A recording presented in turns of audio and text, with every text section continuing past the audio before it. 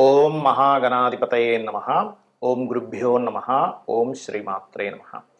పరమేశ్వర స్వరూపమైనటువంటి జ్యోతిష, వాస్తు మరియు ఇతర అనేకమైనటువంటి శాస్త్రములను మనకు అందించినటువంటి మహర్షులకి నమస్కారం. హయగ్రీవ హయగ్రీవ హయగ్రీవేతియో వధేత్తస్య నిస్సరతే వాణి జహ్నుకన్యా ప్రవాహవత్. అరుణాం కరుణా తరంగితాక్షీం ధృతపాశాంకుశ పుష్పబాణ చాపాం అనిమాదిభిరావృతాం మయూకై అహమిత్యేవ విభావయే భవానీం. శ్రీమాత్రే నమ.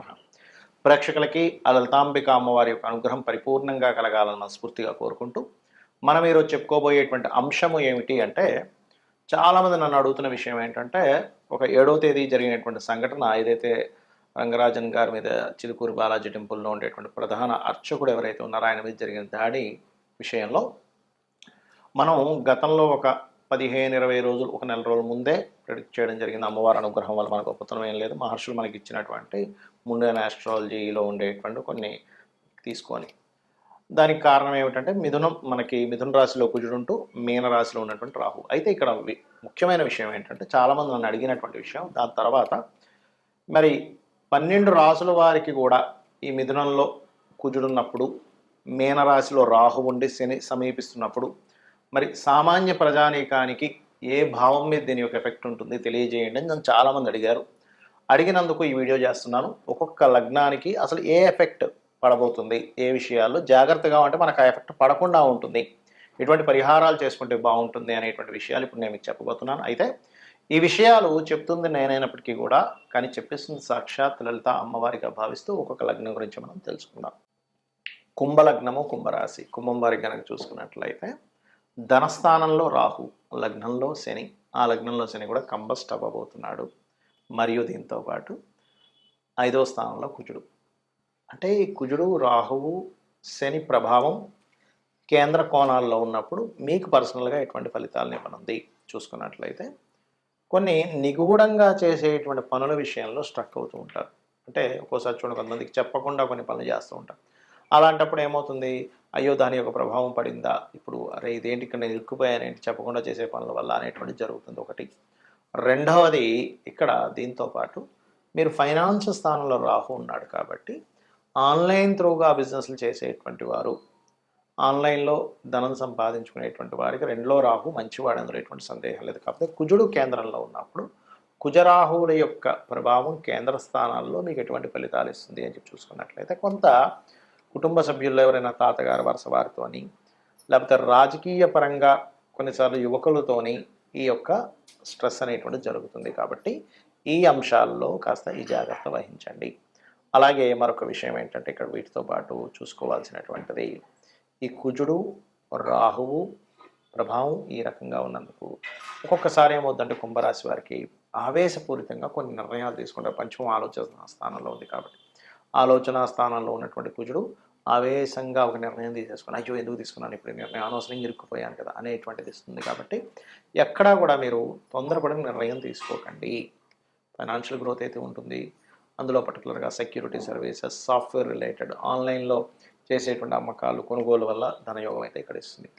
అయితే ఇక్కడ కేతువు కూడా మనకి అష్టమంలో ఉంటూ కుజుడు యొక్క దృష్టి ఉంది కాబట్టి తాతగారు ఆస్తికి సంబంధించిన విషయంలో అవతల వాళ్ళు చుట్టాల్లో ఎవరైనా ఇబ్బంది పెట్టడం, దాని గురించి ఏదో ఒకటి నెపం చూపిస్తూ దాన్ని పోస్ట్పోన్ చేసుకుంటూ రావడం, ఇట్లాంటివి జరుగుతుంటాయి ఈ గ్రహ స్థితి వల్ల. కాబట్టి మీరు ఈ యొక్క ప్రభావం మీ మీద పడకుండా ఉండాలంటే ఎక్కువగా స్కందుడిని, నరసింహస్వామిని ఎక్కువగా ఆరాధించండి, విష్ణు సహస్రనామాలు ఎక్కువగా చేయండి, సూర్య నమస్కారాలు చేయండి, గోవులకి క్యారెట్స్, బెల్లము, అదేవిధంగా గ్రాసము తినిపించండి. అన్ని విధాలా మీకు బాగుంటుంది. మరి కొంతమందికి జన్మజాతకం ఉండదు. మరి వారి పరిస్థితి ఏమిటి? జాతకం లేదండి, మరి మాకు ఎటువంటి వాటి మీద ఎఫెక్ట్ ఉండొచ్చు, యూనివర్సల్గా దేని మీద ఎఫెక్ట్ ఉండొచ్చు అంటే, మనం ఆల్రెడీ ఒక నెల రోజుల క్రితం నుంచే చెప్తూ ఉన్నాం. ఏమిటంటే అది ఈ తొక్కిసలాటలు కానివ్వండి, ఎందుకంటే మిథునంలో కుజుడు ఉన్నప్పుడు సహజంగా జరుగుతాయి, దాడులు ఎక్కువగా జరుగుతూ ఉంటాయి. దీన్ని ముండేన్ ఆస్ట్రాలజీ అంటారు, మైథుని జ్యోతిష్యము. జన్మజాతకం వేరు, మైథుని జ్యోతిష్యం వేరు. మైథుని జ్యోతిష్యం అంటే దేశం మీద, కాలం మీద ఇది ఎటువంటి ప్రభావం చూపిస్తుంది అనేటువంటి దాన్ని మైథుని జ్యోతిష్యం, ముండేన్ ఆస్ట్రాలజీ అంటారు ఇంగ్లీష్లో. జన్మజాతకం is different, personal chart reading is different. Personal చార్ట్లో మీరు పుట్టినప్పుడు ఉన్నటువంటి సమయంలో ఉండే గ్రహాలను బట్టి అవి ఎప్పుడెప్పుడు ఎటువంటి శుభ ఫలితములు ఇస్తున్నాయి. మీరు ఒక పని చేస్తున్నారు, ఎప్పుడు చేస్తే మీకు అద్భుతమైన ఫలితం వస్తుంది. అది వివాహం కానివ్వండి, సంతానం కానివ్వండి, ఆర్ సంథింగ్ బిజినెస్ పెడుతున్నారు కానివ్వండి, లేకపోతే ఒక మంచి పని ప్రారంభిస్తున్నారు, ఒక బిజినెస్ కానివ్వండి, అది ఏ టైంలో ప్రారంభించాలి ఏమిటనేటువంటిది మీ పర్సనల్ చార్ట్ చెప్తే కాలం అనుకూలిస్తుందా లేదా అని చెప్పేది ముండేన్ ఆస్ట్రాలజీ. అయితే ఇక్కడ జన్మజాతకం లేదు, ఇప్పుడు నేనేం చేయాలంటే సింపుల్గా నేను చెప్పేది ఒకటే. ఎప్పుడైనా కానీ ఈ రాహు ప్రభావము కుజ ప్రభావాలు ఎక్కువగా ఉన్నప్పుడు మీకు దీని యొక్క చెడు ప్రభావం పడకుండా ఉండాలంటే, ఎందుకంటే మనం ఎంత కరెక్ట్గా ఉన్నా సరే కాలం అనుకూలించకపోతే చేసిన ప్రయత్నం అంతా వృధా అవుతుంది. కాబట్టి కాలం అనుకూలించడానికి మీ అందరికీ చెప్పేది ఒకటి, చండీ చేసుకోండి. చండీ పారాయణం వినడం కానీ చదవడం కానీ. ఏమండి చండీ చేయించుకోవాలంటే ఒక 40-50 వేలు అవ్వాలి, రావాలి కదండి మనకి, అన్ని డబ్బులు అంటే నా దగ్గర లేవంటే ఏమి టెన్షన్ పడకండి. చక్కగా కూర్చొని చండీ వింటూ అమ్మవారి హోమం చేస్తున్నట్టుగా మానసికంగా చేయండి. మీరు దగ్గర డబ్బులు లేకపోతే ఎక్కడా కూడా ఏ దేవుడు కానీ ఏ శాస్త్రంలో కానీ నీకు డబ్బు లేకపోయినా నువ్వు అప్పు చేసి చేయాల్సిందే అనేటువంటిది ఎక్కడా లేదు. ఏమంటే నాకు అది వినడము అదంతా నాకు కొంచెం ఇబ్బంది అని అనుకున్నారు ఉదాహరణకి, సరైన ఫోన్ లేదు అనుకోండి ఉదాహరణకి, మీరు ఓం ధుమ్ దుర్గాయ నమః, ఓం స్కందాయ నమః ఈ నామం చేసుకోండి చాలు, ఇంకేమీ అక్కర్లేదు. ఎందుకంటే ఈ కలియుగంలో నామస్మరణ మనస్ఫూర్తిగా కనుక మనం నామస్మరణ చేయగలిగితే మనల్ని అమ్మవారు రక్షిస్తుంది. ఇది బలంగా మీరు నమ్మాలి. ఎందుకంటే అమ్మ, ఈ ప్రకృతి అంతా ఎవరు అంటే అమ్మవారు. అమ్మవారి స్వరూపంగా ప్రకృతి ఉంది. మీరు అమ్మవారిని కనుక తలుచుకున్నట్లయితే ఖచ్చితంగా 100% రక్షింపజేస్తుంది. మరి ఈ ప్రభావం వల్ల ఇంకా ఎలాంటివి జరగనుంటాయి ఫ్యూచర్లో అంటే ఒకటే చెప్తాను నేను మీకు. ఈ రాహువు మీనంలో, కుజుడు మిథునంలో ఉన్నప్పుడు పర్టికులర్గా ఎవరెవరి మీద ఎక్కువ దాడులు ఉంటాయంటే ఈ పురోహితుల మీద, పండితుల మీద, పీఠాధిపతుల మీద, ధర్మం కోసం పోరాడే వారి మీద కూడా ఉంటుంది, గుర్తుపెట్టుకోండి. అలాగే సైనికుల మీద కూడా, ఎందుకంటే కుజుడు ఏ రకంగా అయితే రాహువుని ఎఫెక్ట్ ఇస్తున్నాడో రాహు కూడా కుజుడికి ఎఫెక్ట్ ఇస్తూ ఉంటాడు. కాబట్టి సరిహద్దుల్లో ఉండేటువంటి సైనికులు, పోలీసులు, సెక్యూరిటీగా ఉండేటువంటి వారు, వీరు కాస్త భద్రతా సిబ్బంది ఏదైతే ఏ రంగాల్లో ఉంటారో అది కేవలం ఫిజికల్గా కనబడేది మాత్రమే కాకుండా మనకి సెక్యూరిటీ, సైబర్ సెక్యూరిటీ అంటూ ఉంటారు చూడండి. సైబర్ సెక్యూరిటీని కూడా బీట్ చేసేసి వాళ్ళు ఎంటర్ అయిపోయారు, ఈ రకంగా హ్యాకింగ్స్ జరిగాయి అంటూ ఉంటాం. ఎందుకంటే రాహు ఈజ్ ది సాఫ్ట్వేర్. కాబట్టి ఈ సాఫ్ట్వేర్ రిలేటెడ్ సంబంధించింది అండ్ ఈ సెక్యూరిటీ రిలేటెడ్ సంబంధించిన కుజుడికి క్లాషెస్ వస్తున్నటువంటి సమయం ఇదంతా కూడా. కాబట్టి ఇటువంటివి ఏర్పడుతుంటాయి. ముఖ్యంగా మే, జూన్ వరకు కూడా కొంత జాగ్రత్తగా ఉండాలి. బికాజ్ ఆఫ్ మనకి షష్టగ్రహ కూటమి కూడా రాబోతుంది.